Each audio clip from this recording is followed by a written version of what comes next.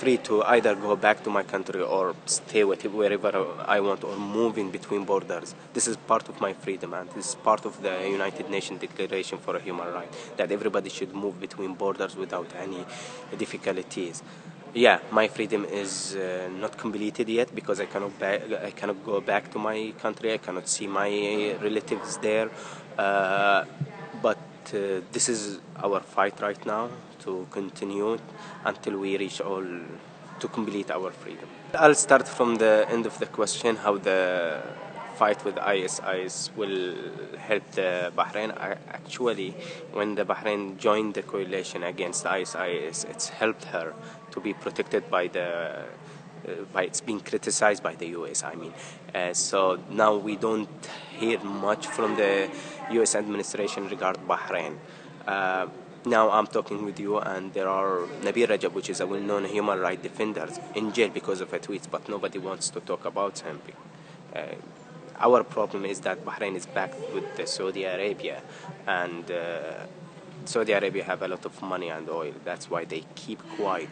They don't want any change. I know that there is some complexity in the region regarding the situation in Bahrain, that they are interfering Iran, Saudi Arabia, and Iraq now. But this is nothing to do with the internal problem, that the people doesn't have their own right. They cannot elect their prime minister. They cannot choose their will, or they cannot elect their parliament. They don't have freedom of expression. So all of these are internal issues. It's not regional or international issues. It's sad because the owner of this Formula One doesn't care about the human rights violation.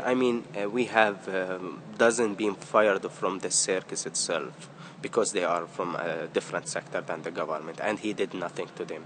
There are people who've been arrested because they were trying to see the race in the circle, but he didn't do. He always promised that when we meet with him, that he will do his best to allow us a space to talk about the human rights issues in Bahrain. Even recently, he published a joint statement with the ADHRB that they will investigate and promote human rights in all the countries that the race will take place. But I don't believe that he will do something, because it seems that the only thing they care about is the money, and they don't care about the human rights situation in the country they are doing their race in it.